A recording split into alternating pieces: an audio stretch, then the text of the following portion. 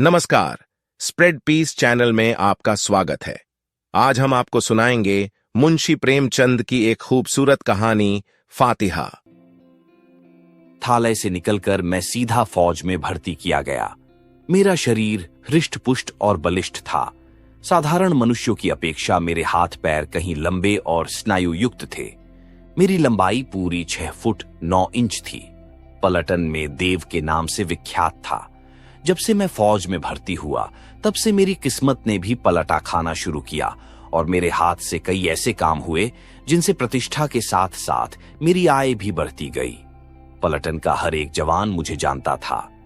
Major सरदार हिम्मत सिंह की कृपा मेरे ऊपर बहुत थी, क्योंकि मैंने एक बार उनकी प्राण रक्षा की थी। इसके अतिरिक्त न जाने क्यों उनको देखकर मेरे हृदय में भक्ति और श्रद्धा का संचार होता। मैं यही समझता कि यह मेरे पूज्य हैं और सरदार साहब का भी व्यवहार मेरे साथ स्नेहयुक्त और मित्रतापूर्ण था। मुझे अपने माता पिता का पता नहीं है और न उनकी कोई स्मृति ही है। कभी कभी जब मैं इस प्रश्न पर विचार करने बैठता हूं तो कुछ धुंधले से दृश्य दिखाती देते हैं। बड़े बड़े पहाड़ों के बीच में रहता हुआ एक परिवार और एक स्त्री का मुख जो शायद मेरी मां का होगा। पहाड़ी के बीच में तो मेरा पालन पोषण ही हुआ है। पेशावर से 80 मील दूर पूर्व एक ग्राम है जिसका नाम कुलाहा है। वहीं पर एक सरकारी अनाथालय है। इसी में मैं पाला गया। यहां से निकलकर सीधा फौज में चला गया। हिमालय की जलवायु से मेरा शरीर बना है और मैं वैसा ही दीर्घाकृति आदि बर्बर हूं जैसे कि सीमा प्रांत के रहने वाले अफरीदी, गिलजई, महसूदी आदि पहाड़ी कबीलों के लोग होते हैं। यदि उनके और मेरे जीवन में कुछ अंतर है तो वह सभ्यता का। मैं थोड़ा बहुत पढ़ लिख लेता हूं, बातचीत कर लेता हूं, अदब कायदा जानता हूं, छोटे बड़े का लिहाज कर सकता हूं, किंतु मेरी आकृति वैसी ही है जैसी कि किसी भी सरहदी पुरुष की हो सकती है। कभी कभी मेरे मन में यह इच्छा बलवती होती कि स्वच्छंद होकर पहाड़ों की सैर करूं, लेकिन जीविका का प्रश्न मेरी इच्छा को दबा देता। उस सूखे देश में खाने का कुछ भी ठिकाना नहीं था।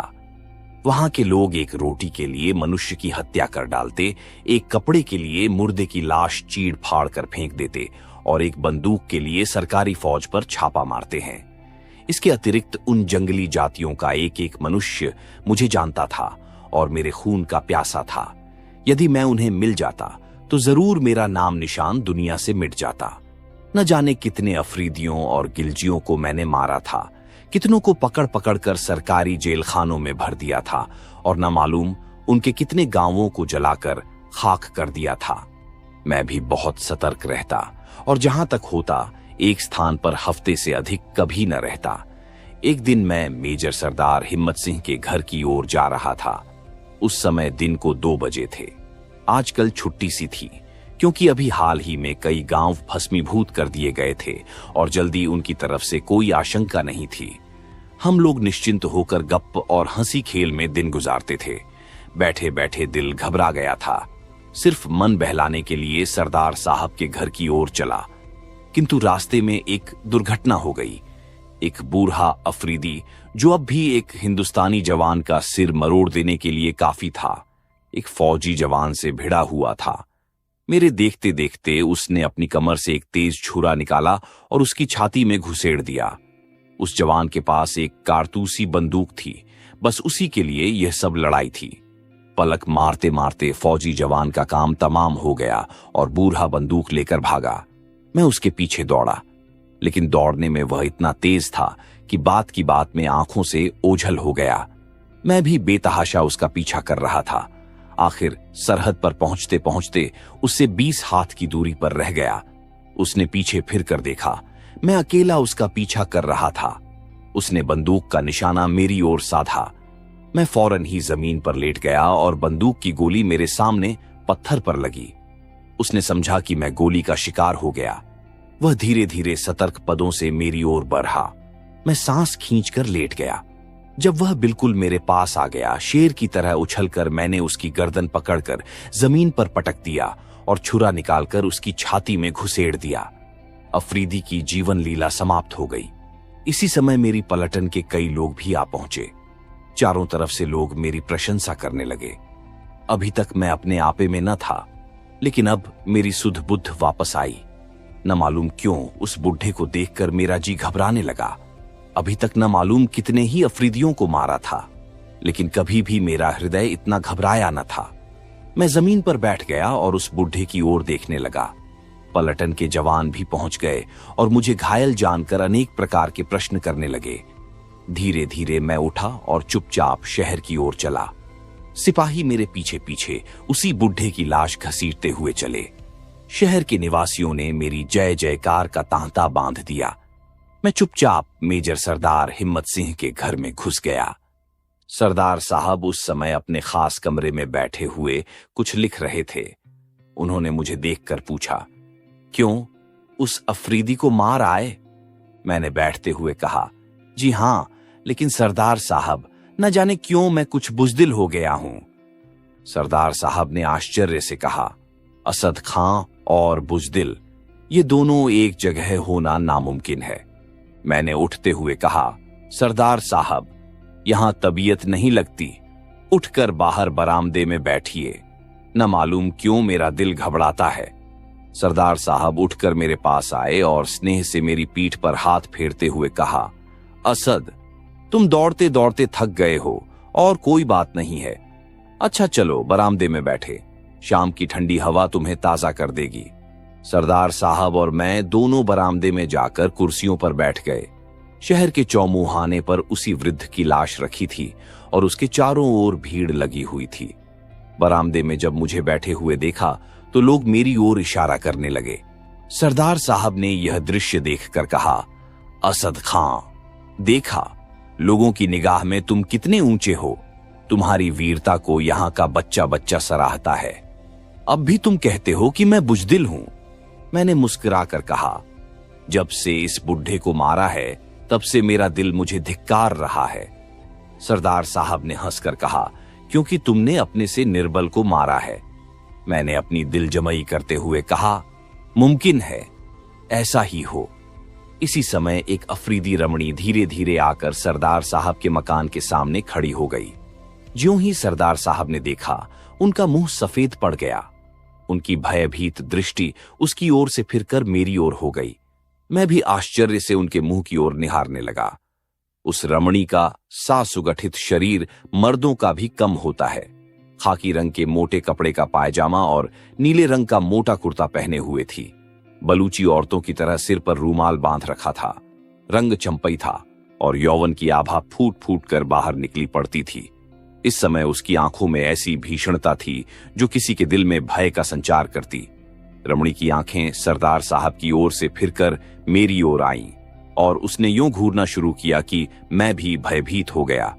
रमणी ने सरदार साहब की ओर देखा और फिर जमीन पर थूक दिया और फिर मेरी ओर देखती हुई धीरे धीरे दूसरी ओर चली गई। रमणी को जाते देखकर सरदार साहब की जान में जान आई। मेरे सिर पर से भी एक बोझ हट गया। मैंने सरदार साहब से पूछा, क्यों, क्या आप जानते हैं? सरदार साहब ने एक गहरी ठंडी सांस लेकर कहा, हां, बखूबी। एक समय था जब यह मुझ पर जान देती थी और वास्तव में अपनी जान पर खेलकर मेरी रक्षा भी की थी, लेकिन अब इसको मेरी सूरत से नफरत है। इसी ने मेरी स्त्री की हत्या की है। इसे जब कभी देखता हूं मेरे होश हवास काफूर हो जाते हैं और वही दृश्य मेरी आंखों के सामने नाचने लगता है। मैंने भय विह्वल स्वर में पूछा, सरदार साहब, उसने मेरी ओर भी तो बड़ी भयानक दृष्टि से देखा था। न मालूम क्यों मेरे भी रोए खड़े हो गए थे। सरदार साहब ने सिर हिलाते हुए बड़ी गंभीरता से कहा, असद खां, तुम भी होशियार रहो। शायद इस बूढ़ेड़ अफरीदी से इसका संपर्क है। मुमकिन है यह उसका भाई या बाप हो। तुम्हारी ओर उसका देखना कोई मानी रखता है। बड़ी भयानक स्त्री है।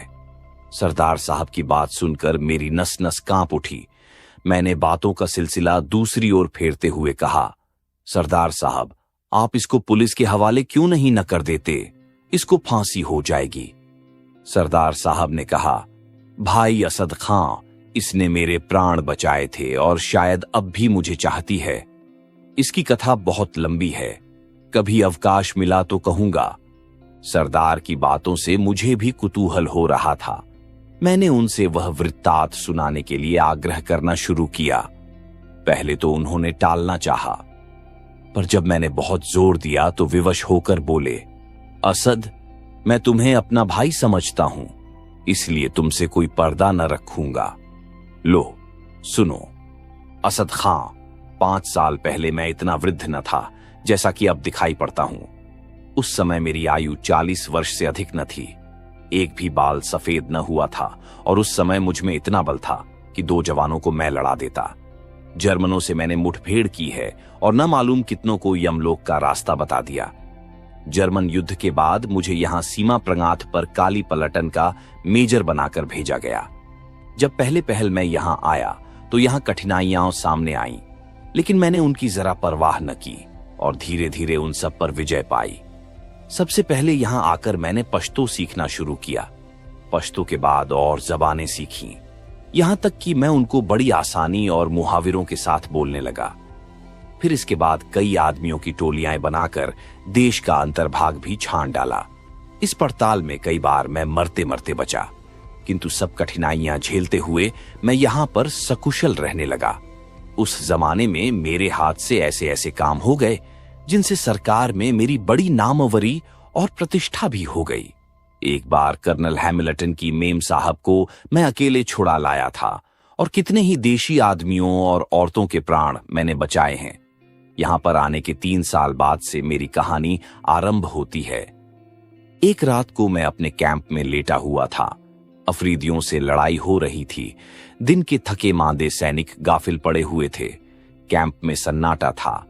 लेटे लेटे मुझे भी नींद आ गई। जब मेरी नींद खुली तो देखा कि छाती पर एक अफरीदी, जिसकी आयु मेरी आयु से लगभग दूनी होगी, सवार है और मेरी छाती में छुरा घुसेड़ने ही वाला है। मैं पूरी तरह से उसके अधीन था, कोई भी बचने का उपाय न था।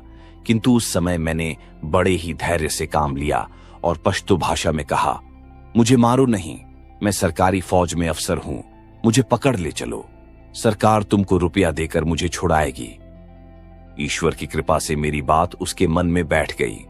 कमर से रस्सी निकालकर मेरे हाथ पैर बांधे और फिर कंधे पर बोझ की तरह लाद कर खेमे से बाहर आया। बाहर मार काट का बाजार गर्म था। उसने एक विचित्र प्रकार से चिल्लाकर कुछ कहा और मुझे कंधे पर लादे वह जंगल की ओर भागा। यह मैं कह सकता हूं कि उसको मेरा बोझ कुछ भी न मालूम होता था और बड़ी तेजी से भागा जा रहा था। उसके पीछे पीछे कई आदमी जो उसी के गिरोह के थे, लूट का माल लिए हुए भागे चले आ रहे थे। प्रातःकाल हम लोग एक तालाब के पास पहुंचे। तालाब बड़े बड़े पहाड़ों से घिरा हुआ था। उसका पानी बड़ा निर्मल था और जंगली पेड़ इधर उधर उग रहे थे। तालाब के पास पहुंचकर हम सब लोग ठहरे। बुढ़े ने, जो वास्तव में उस गिरोह का सरदार था, मुझे पत्थर पर डाल दिया। मेरी कमर में बड़ी जोर से चोट लगी। ऐसा मालूम हुआ कि कोई हड्डी टूट गई है, लेकिन ईश्वर की कृपा से हड्डी टूटी न थी।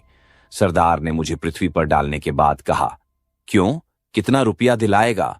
मैंने अपनी वेदना दबाते हुए कहा, 500 रुपए। सरदार ने मुंह बिगाड़ कर कहा, नहीं, इतना कम नहीं लेगा। 2000 से 1 पैसा भी कम मिला तो तुम्हारी जान की खैर नहीं। मैंने कुछ सोचते हुए कहा, सरकार इतना रुपया काले आदमी के लिए नहीं खर्च करेगी। सरदार ने छुरा बाहर निकालते हुए कहा, तब फिर क्यों कहा था कि सरकार इनाम देगी? ले तो फिर यहीं मर। सरदार छुरा लिए मेरी तरफ बढ़ा। मैं घबरा कर बोला, अच्छा सरदार, मैं तुमको 2000 दिलवा दूंगा। सरदार रुक गया और बड़े जोर से हंसा। उसकी हंसी की प्रतिध्वनि ने निर्जीव पहाड़ों को भी खंपा दिया। मैंने मन ही मन कहा, बड़ा भयानक आदमी है। गिरोह के दूसरे आदमी अपनी अपनी लूट का माल सरदार के सामने रखने लगे। उसमें कई बंदूकें, कारतूस, रोटियां और कपड़े थे। मेरी भी तलाशी ली गई। मेरे पास एक 6 फायर का तमंचा था। तमंचा पाकर सरदार उछल पड़ा और उसे फिरा फिरा कर देखने लगा। वहीं पर उसी समय हिस्सा बांट शुरू हो गया। बराबर का हिस्सा लगा, लेकिन मेरा रिवॉल्वर उसमें नहीं शामिल किया गया। वह सरदार साहब की खास चीज थी। थोड़ी देर विश्राम करने के बाद फिर यात्रा शुरू हुई। इस बार मेरे पैर खोल दिए गए और साथ साथ चलने को कहा। मेरी आंखों पर पट्टी भी बांध दी गई ताकि मैं रास्ता न देख सकूं। मेरे हाथ रस्सी से बंधे हुए थे और उसका एक सिरा एक अफरीदी के हाथ में था। चलते चलते मेरे पैर दुखने लगे, लेकिन उनकी मंजिल पूरी न हुई। सिर पर जेठ का सूरज चमक रहा था, पैर जले जा रहे थे, प्यास से गला सूखा जा रहा था, लेकिन वे बराबर चले जा रहे थे।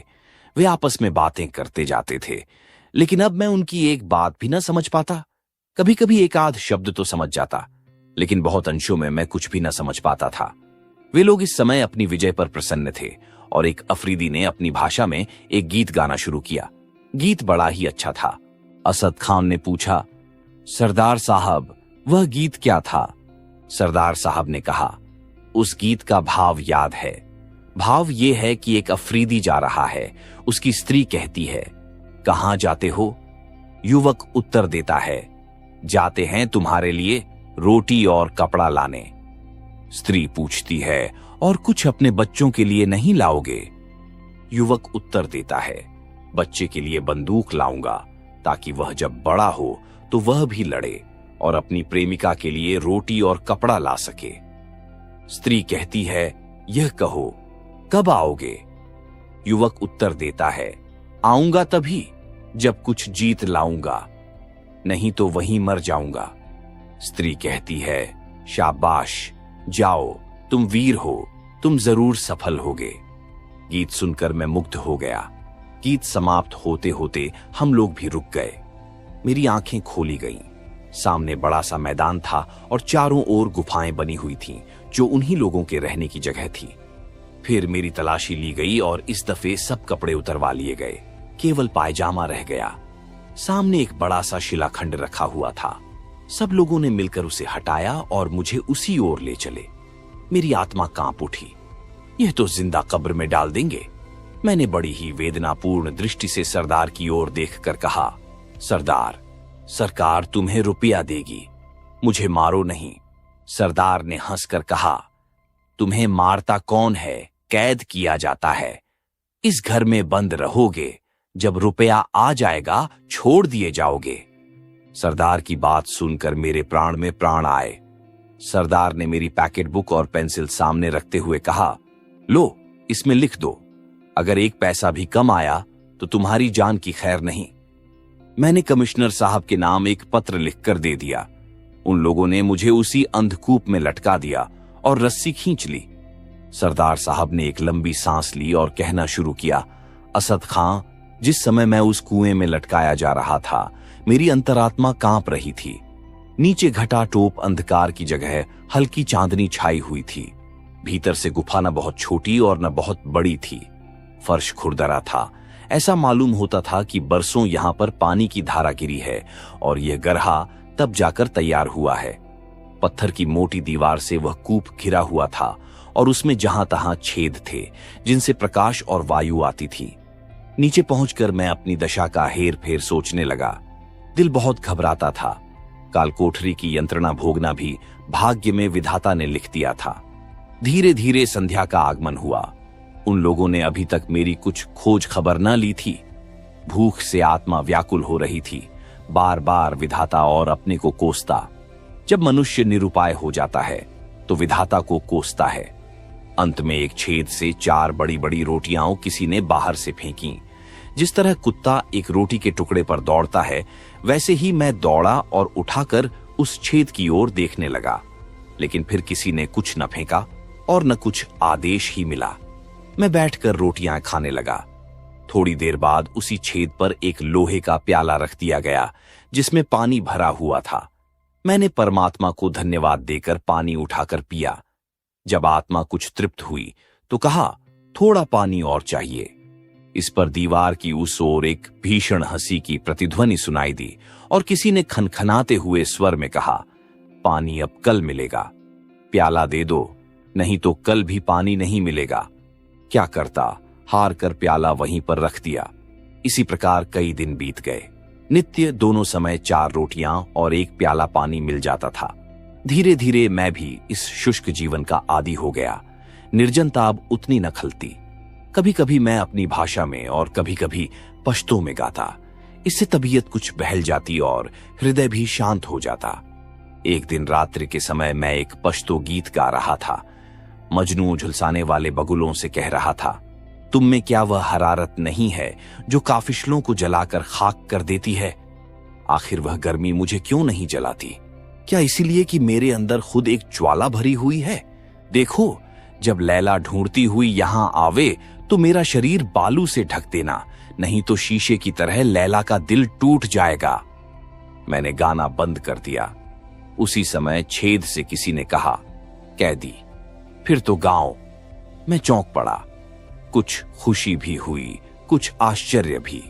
पूछा, तुम कौन हो? उसी छेद से उत्तर मिला, मैं हूं तूरिया, सरदार की लड़की। मैंने पूछा, क्या तुमको यह गाना पसंद है? तूरिया ने उत्तर दिया, हां, कैदी गाओ, मैं फिर सुनना चाहती हूं। मैं हर्ष से गाने लगा। गीत समाप्त होने पर तूरिया ने कहा, तुम रोज यही गीत मुझे सुनाया करो, इसके बदले में मैं तुमको और रोटियां और पानी दूंगी। तूरिया चली गई। इसके बाद मैं सदा रात के समय वही गीत गाता और तूरिया सदा दीवार के पास आकर सुनती। मेरे मनोरंजन का एक मार्ग निकल आया। धीरे धीरे एक मास बीत गया, पर किसी ने अभी तक मेरे छुड़ाने के लिए रुपया न भेजा। ज्यों-ज्यों दिन बीतते जाते मैं अपने जीवन से निराश होता जाता। ठीक 1 महीने बाद सरदार ने आकर कहा, कैदी, अगर कल तक रुपया ना आएगा तो तुम मार डाले जाओगे। अब रोटियां नहीं खिला सकता। मुझे जीवन की कुछ आशा न रही। उस दिन न मुझसे खाया गया और न कुछ पिया ही गया। रात हुई, फिर रोटियां फेंक दी गयंगी, लेकिन खाने की इच्छा नहीं हुई। निश्चित समय पर तूरिया ने आकर कहा, कैदी, गाना गाओ। उस दिन मुझे कुछ अच्छा न लगता था। मैं चुप रहा। तूरिया ने फिर कहा, कैदी, क्या सो गया? मैंने बड़े ही मलिन स्वर में कहा, नहीं, आज सोकर क्या करूं? कल सोऊंगा कि फिर जागना न पड़ेगा। तूरिया ने प्रश्न किया, क्यों? क्या सरकार रुपया न भेजेगी? मैंने उत्तर दिया, भेजेगी तो, लेकिन कल तो मैं मार डाला जाऊंगा। मेरे मरने के बाद रुपया आया भी तो मेरे किस काम का? तूरिया ने सांत्वनापूर्ण स्वर में कहा, अच्छा, तुम गाओ, मैं कल तुम्हें मरने न दूंगी। मैंने गाना शुरू किया। जाते समय तूरिया ने पूछा, कैदी, तुम कठघरे में रहना पसंद करते हो? मैंने सहर्ष उत्तर दिया, हां, किसी तरह इस नरक से तो छुटकारा मिले। तूरिया ने कहा, अच्छा, कल मैं अब्बा से कहूंगी। दूसरे ही दिन मुझे अंधकूप से बाहर निकाला गया। मेरे दोनों पैर 2 मोटी शहतीरों के छेदों में बंद कर दिए गए और वह काठ की ही कीलों से प्राकृतिक गड्ढों में कस दिए गए। सरदार ने मेरे पास आकर कहा, कैदी, 15 दिन की अवधि और दी जाती है, इसके बाद तुम्हारी गर्दन तन से अलग कर दी जाएगी। आज दूसरा खत अपने घर को लिखो। अगर ईद तक रुपया ना आया तो तुम्ही को हलाल किया जाएगा। मैंने दूसरा पत्र लिखकर दे दिया। सरदार के जाने के बाद तूरिया आई। ये वही रमणी थी जो अभी गई है। यही उस सरदार की लड़की थी। यही मेरा गाना सुनती थी और इसी ने सिफारिश करके मेरी जान बचाई थी। तूरिया ने आकर मुझे देखने लगी। मैं भी उसकी ओर देखने लगा। तूरिया पूछा, कैदी, घर में तुम्हारे कौन कौन हैं? मैंने बड़े ही कातर स्वर में कहा, 2 छोटे छोटे बालक, और कोई नहीं। मुझे मालूम था कि अफरीदी बच्चों को बहुत प्यार करते हैं। तूरिया ने पूछा, उनकी मां नहीं है? मैंने केवल दया उपजाने के लिए कहा, नहीं, उनकी मां मर गई है। वे अकेले हैं। मालूम नहीं जीते हैं या मर गए, क्योंकि मेरे सिवाय उनकी देखरेख करने वाला और कोई न था। कहते कहते मेरी आंखों में आंसू भर आए। तूरिया की भी आंखें सूखी न रहीं। तूरिया ने अपना आवेग संभालते हुए कहा, तो तुम्हारे कोई नहीं है? बच्चे अकेले हैं, वे बहुत रोते होंगे। मैंने मन ही मन प्रसन्न होते हुए कहा, हां, रोते जरूर होंगे। कौन जानता है, शायद मर भी गए हों। तूरिया ने बात काट कर कहा, नहीं, अभी मरे न होंगे। अच्छा, तुम रहते कहां हो? मैं जाकर पता लगा आऊंगी। मैंने अपने घर का पता बता दिया। उसने कहा, उस जगह तो मैं कई बार हो आई हूं। बाजार से सौदा लेने मैं अक्सर जाती हूं। अब जाऊंगी तो तुम्हारे बच्चों की भी खबर ले आऊंगी। मैंने शंकित हृदय से पूछा, कब जाओगी? उसने कुछ सोचकर कहा, उस जुमेरात को जाऊंगी। अच्छा, तुम वही गीत गाओ। मैंने आज बड़ी उमंग और उत्साह से गाना शुरू किया। मैंने आज देखा कि उसका असर तूरिया पर कैसा पड़ता है। उसका शरीर कांपने लगा, आंखें डबडबा आईं, गाल पीले पड़ गए और वह कांपती हुई बैठ गई। उसकी दशा देखकर मैंने धूने उत्साह से गाना शुरू किया और अंत में कहा, तूरिया, अगर मैं मारा जाऊं तो मेरे बच्चों को मेरे मरने की खबर देना। मेरी बात का पूरा असर पड़ा। तूरिया ने भर्राए हुए स्वर में कहा, कैदी, तुम मरोगे नहीं, मैं तुम्हारे बच्चों के लिए तुम्हें छोड़ दूंगी। मैंने निराश होकर कहा, तूरिया, तुम्हारे छोड़ देने से भी मैं बच नहीं सकता। इस जंगल में मैं भटक भटक कर मर जाऊंगा और फिर तुम पर भी मुसीबत आ सकती है। अपनी जान के लिए तुमको मुसीबत में न डालूंगा। तूरिया ने कहा, मेरे लिए तुम चिंता न करो, मेरे ऊपर कोई शक न करेगा। मैं सरदार की लड़की हूं, जो कहूंगी वही सब मान लेंगे, लेकिन क्या तुम जाकर रुपया भेज दोगे? मैंने प्रसन्न होकर कहा, हां तूरिया, मैं रुपया भेज दूंगा। तूरिया ने जाते हुए कहा, तो मैं भी तुम्हें छुटकारा दिला दूंगी। इस घटना के बाद तूरिया सदैव मेरे बच्चों के संबंध में बातें करती। असद खां, सचमुच इन अफरीदियों को बच्चे बहुत प्यारे होते हैं। विधाता ने यदि उन्हें बर्बर हिंसक पशु बनाया है तो मनुष्योचित प्रकृति से वंचित भी नहीं रखा है। आखिर जुमेरात आई और अभी तक सरदार वापस न आया, न कोई उस गिरोह का आदमी ही वापस आया। उस दिन संध्या समय तूरिया ने आकर कहा, कैदी, अब मैं नहीं जा सकती, क्योंकि मेरा पिता अभी तक नहीं आया। यदि कल भी ना आया तो मैं तुम्हें रात को छोड़ दूंगी। तुम अपने बच्चों के पास जाना, लेकिन देखो, रुपया भेजना ना भूलना। मैं तुम पर विश्वास करती हूं। मैंने उस दिन बड़े उत्साह से गाना गाया। आधी रात तक तूरिया सुनती रही, फिर सोने चली गई। मैं भी ईश्वर से मनाता रहा कि कल और सरदार न आए। काठ में बंधे बंधे मेरा पैर बिल्कुल निकम्मा हो गया था। तमाम शरीर दुख रहा था। इससे तो मैं काल कोठरी में ही अच्छा था, क्योंकि वहां हाथ पैर तो हिला डुला सकता था। दूसरे दिन भी गिरोह वापस न आया। उस दिन तूरिया बहुत चिंतित थी। शाम को आकर तूरिया ने मेरे पैर खोलकर कहा, कैदी, अब तुम जाओ। चलो, मैं तुम्हें थोड़ी दूर पहुंचा दूं। थोड़ी देर तक मैं अवश्य लेटा रहा। धीरे धीरे मेरे पैर ठीक हुए और ईश्वर को धन्यवाद देता हुआ मैं तूरिया के साथ चल दिया। तूरिया को प्रसन्न करने के लिए मैं रास्ते भर गीत गाता आया। तूरिया बार बार सुनती और बार बार रोती। आधी रात के करीब मैं तालाब के पास पहुंचा। वहां पहुंचकर तूरिया ने कहा, सीधे चले जाओ, तुम पेशावर पहुंच जाओगे। देखो, होशियारी से जाना, नहीं तो कोई तुम्हें अपनी गोली का शिकार बना डालेगा। ये लो, तुम्हारे कपड़े हैं, लेकिन रुपया जरूर भेज देना। तुम्हारी जमानत मैं लूंगी। अगर रुपया ना आया तो मेरे भी प्राण जाएंगे और तुम्हारे भी। अगर रुपया आ जाएगा तो कोई भी अफरीदी तुम पर हाथ न उठाएगा, चाहे तुम किसी को मार भी डालोए। जाओ, ईश्वर तुम्हारी रक्षा करे और तुमको अपने बच्चों से मिलाए। तूरिया फिर ठहरी नहीं, गुनगुनाती हुई लौट पड़ी। रात दोपहर बीत चुकी थी। चारों ओर भयानक निस्तब्धता छाई हुई थी। केवल वायु साई साई करती हुई बह रही थी। आकाश के बीचों बीच चंद्रमा अपनी 16 कला से चमक रहा था। तालाब के तट पर रुकना सुरक्षित न था। मैं धीरे धीरे दक्षिण की ओर बढ़ा। बार बार चारों ओर देखता जाता था। ईश्वर की कृपा से प्रातःकाल होते होते मैं पेशावर की सरहद पर पहुंच गया। सरहद पर सिपाहियों का पहरा था। मुझे देखते ही तमाम फौज भर में हलचल मच गई। सभी लोग मुझे मरा समझे हुए थे। जीता जागता लौटा हुआ देखकर सभी प्रसन्न हो गए।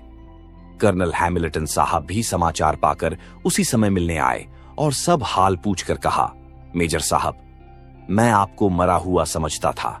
मेरे पास तुम्हारे 2 पत्र आए थे, लेकिन मुझे स्वप्न में भी विश्वास न हुआ था कि ये तुम्हारे लिखे हुए हैं। मैं तो उन्हें जाली समझता था। ईश्वर को धन्यवाद है कि तुम जीते बचकर आ गए। मैंने कर्नल साहब को धन्यवाद दिया और मन ही मन कहा, काले आदमी का लिखा हुआ जाली था, और कहीं अगर गोरा आदमी लिखता तो 2 की कौन कहे, 4000 रुपया पहुंच जाता।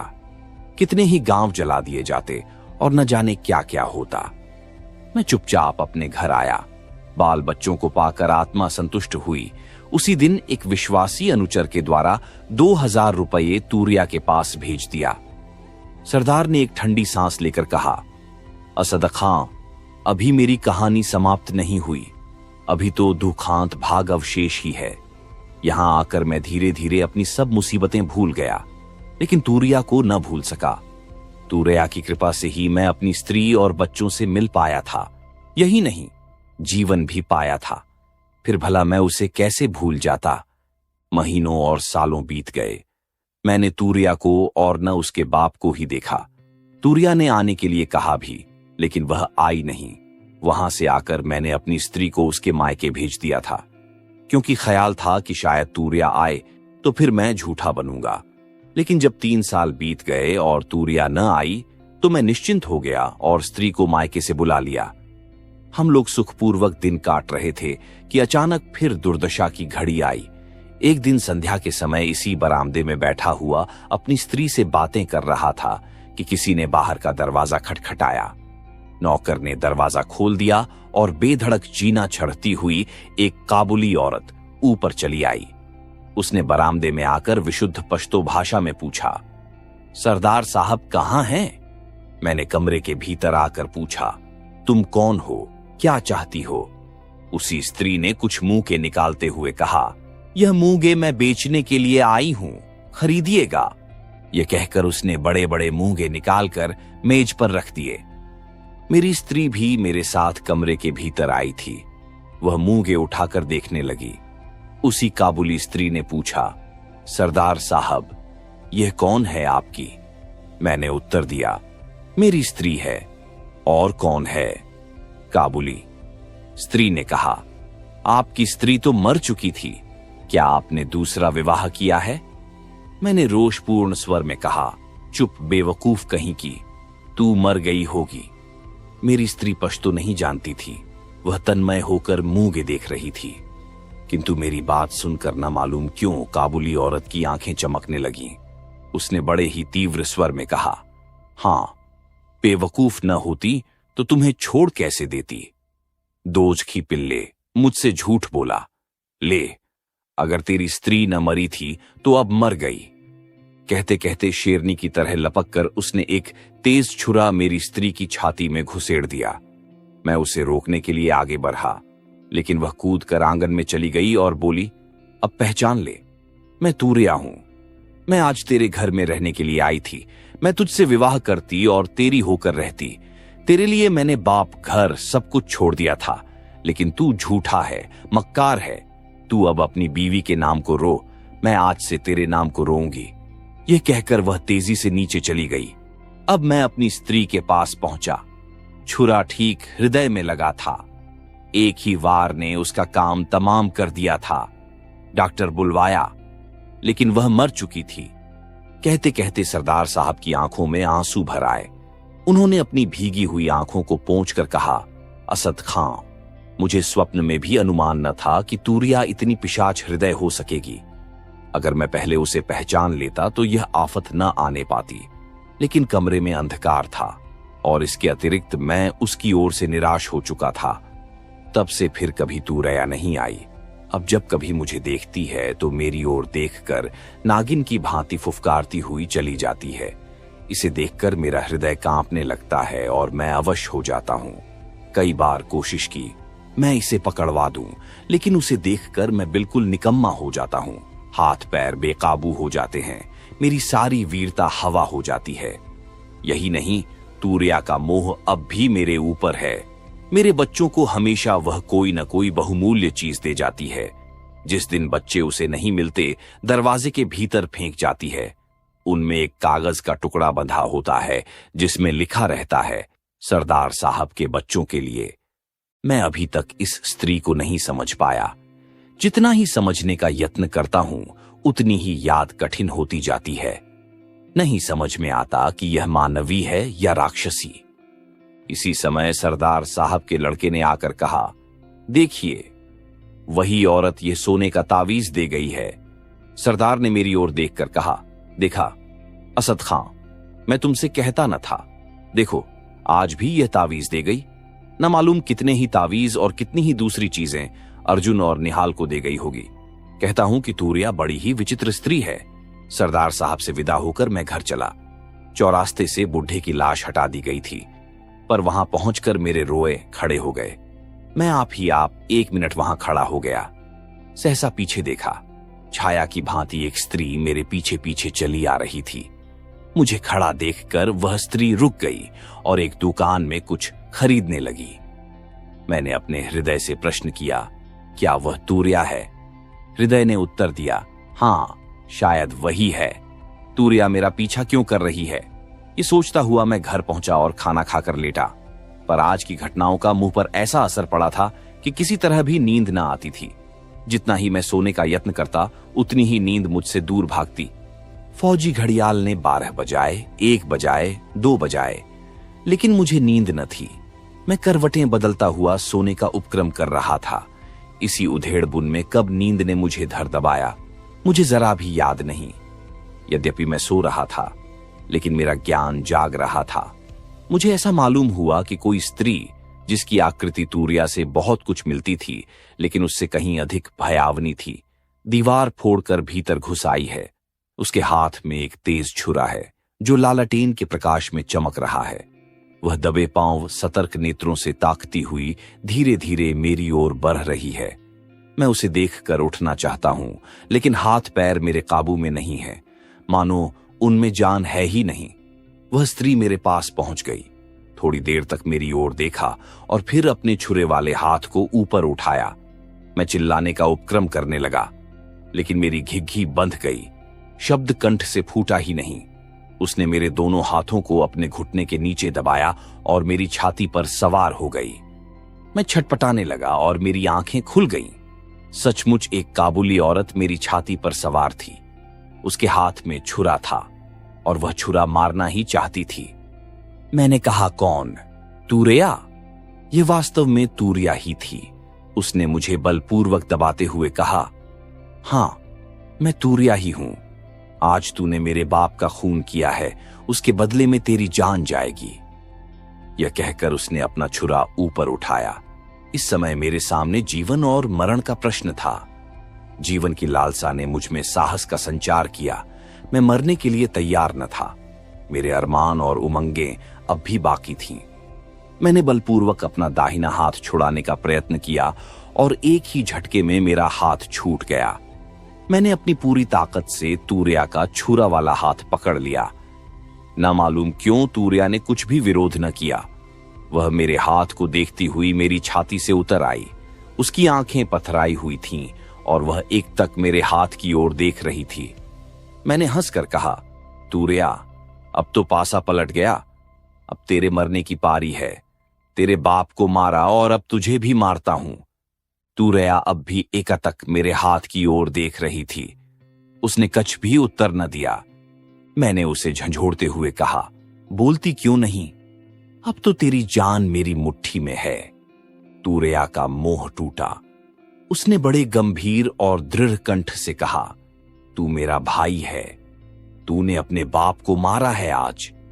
तूरिया की बात सुनकर मुझे उस अवसर पर भी हंसी आ गई।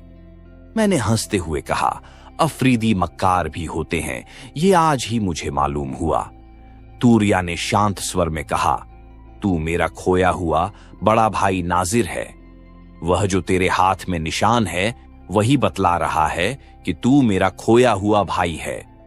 बचपन से ही मेरे हाथ में एक सांप गुदा हुआ था और यही मेरी पहचान फौजी रजिस्टर में भी लिखी हुई थी। मैंने हंसकर कहा, तूरिया, तू मुझे भुलावा नहीं दे सकती। मैं अब तुझे किसी तरह न छोड़ूंगा। तूरिया ने अपने हाथ से छुरा फेंक कर कहा, सचमुच तू मेरा भाई है। अगर तुझे विश्वास नहीं होता तो देख, मेरे दाहिने हाथ में भी ऐसा ही सांप गुदा हुआ है। मैंने तूरिया के हाथ पर दृष्टि डाली तो वहां भी बिल्कुल मेरा ही जैसा सांप गुदा हुआ था। मैंने कुछ सोचते हुए कहा, तूरिया, मैं तेरा विश्वास नहीं कर सकता। यह इत्तेफाक की बात है। तूरिया ने कहा, मेरा हाथ छोड़ दे, मैं तुझ पर वार न करूंगी। अफरीदी झूठ नहीं बोलते। मैंने उसका हाथ छोड़ दिया। वह पृथ्वी पर बैठ गई और मेरी ओर देखने लगी। थोड़ी देर बाद उसने कहा, अच्छा, तुझे अपने माँ बाप का पता है? मैंने सिर हिलाकर उत्तर दिया, नहीं, मैं सरकारी अनाथालय में पाला गया हूं। मेरी बात सुनकर तूरिया उठ खड़ी हुई और बोली, तब तू मेरा खोया हुआ बड़ा भाई नाजिर ही है। मेरे पैदा होने के 1 साल पहले तू खोया था। मेरे माँ बाप तब सरकारी फौज पर छापा डालने के लिए आए थे और तू भी साथ था। मेरी माँ लड़ने में बड़ी होशियार थी। तू उनकी पीठ से बंधा हुआ था और वे लड़ रही थीं। इसी समय एक गोली उनके पैर में लगी और वे गिरकर बेहोश हो गईं। बस कोई तुझे खोल ले गया। मेरी माँ को मेरा बाप अपने कंधे पर उठा लाया, लेकिन तुझे खोज न सका। बहुत तलाश की, लेकिन कहीं भी तेरा पता न लगा। अम्मा अक्सर तेरी चर्चा किया करती थीं। उनके हाथ में भी निशान था। यह कहकर उसने फिर वही हाथ मुझे दिखलाया। मैं उसका और अपना सांप मिलाने लगा। वास्तव में दोनों सांप हूबहू एक से थे। बाल भर भी अंतर न था। मैं हताश सा होकर चारपाई पर गिर पड़ा। तूरिया मेरे पास बैठकर स्नेह से मेरे माथे का पसीना पोंछने लगी। उसने कहा, नाजिर, मां कहती थी कि तू मरा नहीं, जिंदा है। एक दिन जरूर तू हम लोगों से मिलेगा। तूरिया की बात पर अब मुझे विश्वास हो चला था। जाने कौन मेरे हृदय में बैठा हुआ कह रहा था कि तूरिया जो कहती है ठीक है। मैंने एक लंबी सांस लेकर कहा, क्यों तूरिया? मैंने जिसे आज मारा है वह हम लोगों का बाप था। तूरिया के मुंह पर शोक का एक छोटा सा बादल घिर आया। उसने बड़े ही दुखपूर्ण स्वर में कहा, हां नाजिर, वह अभागा हमारा बाप ही था। कौन जानता था कि वह अपने प्यारे लड़के के हाथों हलाल होगा। फिर सांत्वनापूर्ण स्वर में बोली, लेकिन नाजिर, तूने तो अनजान में यह काम किया है। बाप के मरने से मैं बिल्कुल अकेली हो गई थी, लेकिन अब तुझे पाकर बाप के रंज को भूल जाऊंगी। नाजिर, तू रंज न कर। तुझे क्या मालूम था कि कौन तेरा बाप है और कौन तेरी मां है? देख, मैं ही तुझे मारने के लिए आई थी, तुझे मार डालती, लेकिन खुदा की मेहरबानी से मैंने अपना खानदानी निशान देख लिया। खुदा की ऐसी ही मर्जी थी। तूरिया से मालूम हुआ कि मेरे बाप का नाम हैदर खां था, जो अफरीदियों के एक गिरोह का सरदार था। मैंने सरदार हिम्मत सिंह के संबंध में भी तूरिया से बातें की तो मालूम हुआ कि तूरिया सरदार साहब को प्यार करने लगी थी। वह हमारे बाप से लड़ भिड़कर सरदार साहब से निकाह करने आई थी, लेकिन वहां इनकी स्त्री को पाकर वह ईर्ष्या और क्रोध से पागल हो गई और उसने उनकी स्त्री की हत्या कर डाली। काबुली औरत के भेष में जाकर वह कुछ मजाक करना चाहती थी, लेकिन घटना चक्र उसे दूसरी ओर ले गया। मैंने सरदार साहब की दशा का वर्णन किया। सुनकर वह कुछ सोचती रही और फिर कहा, नहीं, वह आदमी झूठा और दगाबाज है। मैं उससे निकाह नहीं करूंगी, लेकिन तेरी खातिर अब सब भूल जाऊंगी। कल उनके बच्चों को ले आना, मैं प्यार करूंगी। प्रातःकाल तूरिया को देखकर मेरा नौकर आश्चर्य करने लगा। मैंने उससे कहा, यह मेरी बहन है। नौकर को मेरी बात पर विश्वास न हुआ। तब मैंने विस्तार पूर्वक सब हाल कहा और उसी समय अपने बाप की लाश की खबर लेने के लिए भेजा। नौकर ने आकर कहा, लाश अभी तक थाने पर रखी हुई है। मैंने बड़े साहब के नाम एक पत्र लिखकर सब हाल बता दिया और लाश पाने के लिए दरख्वास्त की। उसी समय साहब के यहां से स्वीकृति आ गई। एक पत्र लिखकर मेजर साहब को भी बुलवाया। मेजर साहब ने आकर कहा, क्या बात है असद, इतनी जल्दी आने के लिए क्यों लिखा? मैंने हंसते हुए कहा, मेजर साहब, मेरा नाम अब असद नहीं रहा, मेरा असली नाम है नाजिर। मेजर साहब ने साश्चर्य मेरी ओर देखते हुए कहा, रात भर में तुम पागल तो नहीं हो गए? मैंने हंसते हुए कहा, नहीं सरदार साहब, अभी और सुनिए। तूरिया मेरी सगी बहन है और जिसे कल मैंने मारा वह मेरा बाप था। सरदार साहब मेरी बात सुनकर मानो आकाश से गिर पड़े। उनकी आंखें कपाल पर चढ़ गईं। उन्होंने कहा, क्यों असद, तुम मुझे पागल कर डालोगे? मैंने सरदार साहब का हाथ पकड़कर कहा, आइए, तूरिया के मुंह से ही सब हाल सुन लीजिए। तूरिया मेरे यहां बैठी हुई आपकी प्रतीक्षा कर रही है। सरदार साहब सकते की हालत में मेरे पीछे पीछे चले। तूरिया उन्हें आते देखकर उठ खड़ी हुई और हंसती हुई बोली, कैदी, तुम वही गीत फिर गाओ। तूरिया की बात सुनकर मैं और सरदार साहब भी हंसने लगे। सरदार साहब को बिठाकर मैंने विस्तार पूर्वक सब हाल कहा। कहानी सुनकर सरदार साहब ने मुझसे कहा, नाजिर, अब तुम्हें नाजिर ही कहूंगा। तूरिया को मैं तुमसे मांगता हूं, मैं इसके साथ विवाह करूंगा। मैंने हंसकर कहा, लेकिन आप हिंदू हैं और हम लोग मुसलमान। सरदार साहब ने हंसकर कहा, पलटनियों की कोई जाति पाति नहीं होती है। तूरिया ने उसी समय कहा, लेकिन सरदार साहब, मैं तुमसे विवाह नहीं करूंगी। हां, अगर तुम अपने दोनों बच्चों को मेरे पास भेज दो तो मैं उनकी मां बन जाऊंगी। सरदार साहब हंसते हुए विदा हुए। उसी दिन शाम को हमने सरदार साहब, तूरिया और दूसरे पलटनियों के साथ जाकर अपने बाप की लाश दफनाई।